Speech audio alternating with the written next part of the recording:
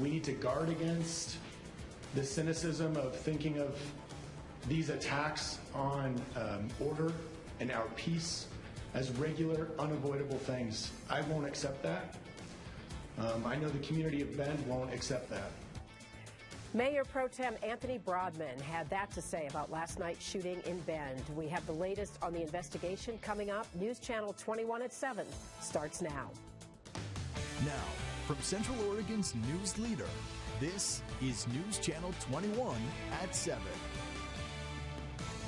One of the two people shot and killed at the Safeway on the east side of Bend is being called a hero tonight. Good evening. I'm Kathy Marshall in for Lee Anderson. Crime scene specialists spent the day gathering evidence from the shootings, which unfolded in just a matter of minutes on Sunday night. At 7:04 p.m. Sunday, Bend police say a gunman enters the Forum Shopping Center at Highway 20 and Northeast 27th Street from the Fox Hollow apartment building. The man moves through the parking lot from Costco on the west end.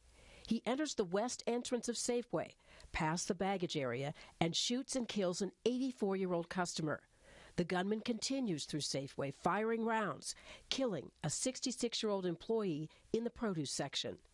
Bend police arrive, entering the store and discovering the shooter dead at 7:08 p.m. They find an AR-15 style rifle and shotgun nearby. Police now say the Safeway employee who lost his life acted heroically, likely preventing more people from being killed. The tragic loss of Glenn Bennett and Donald Surratt hits the community hard.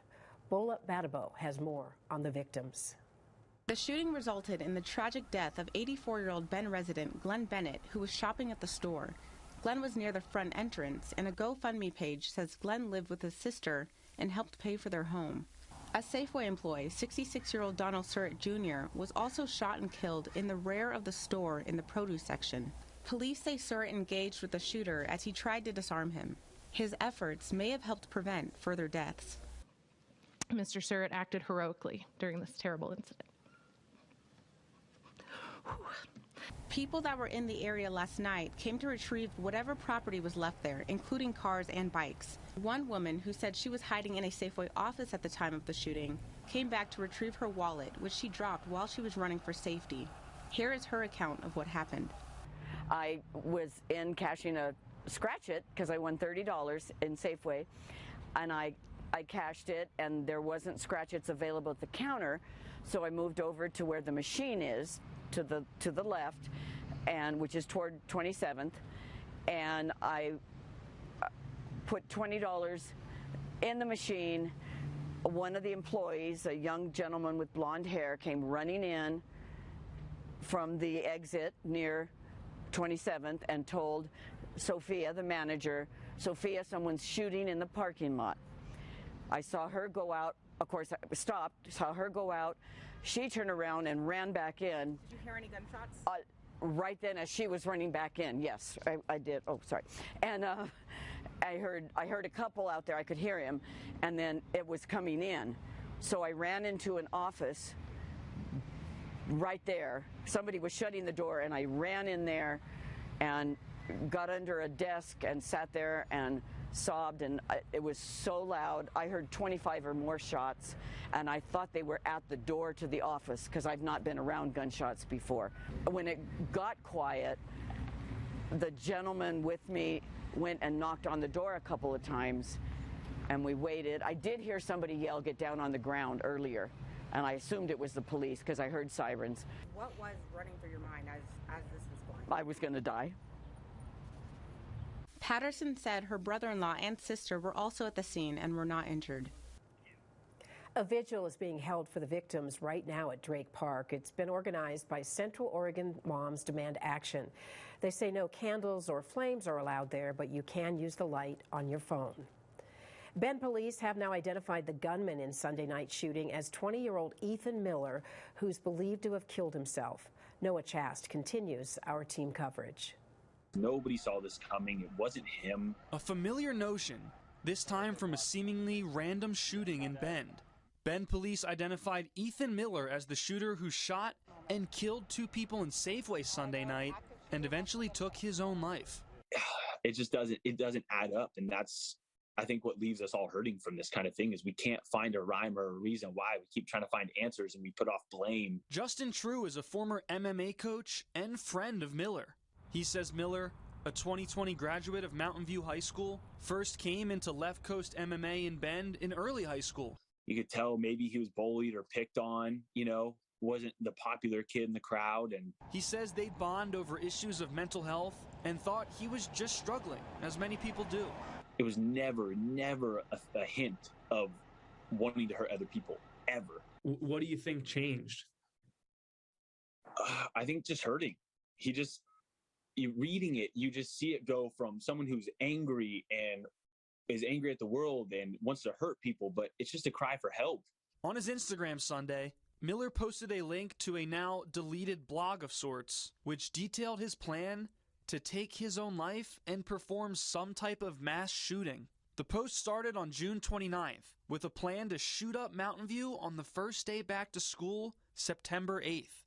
We are aware that the shooter may have posted information online regarding his plan.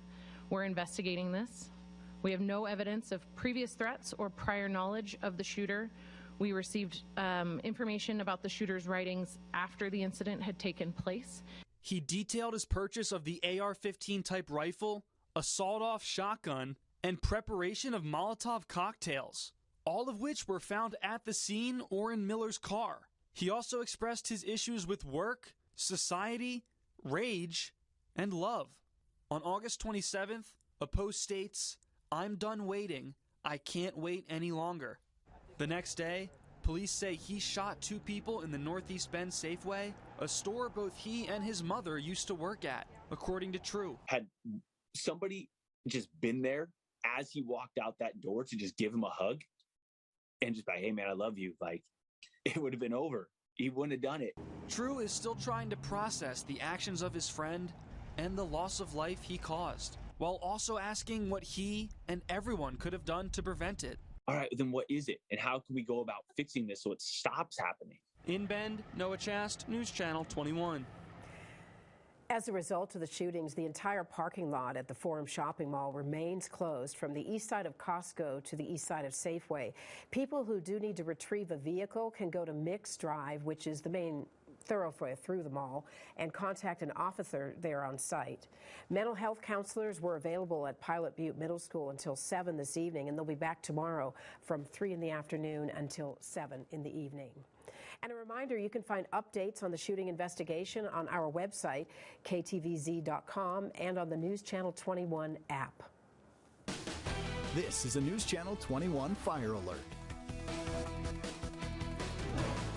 The Rum Creek fire burning in southwestern Oregon now covers about 11,000 acres. It's destroyed 1 home and is threatening more than 800 others in Josephine County.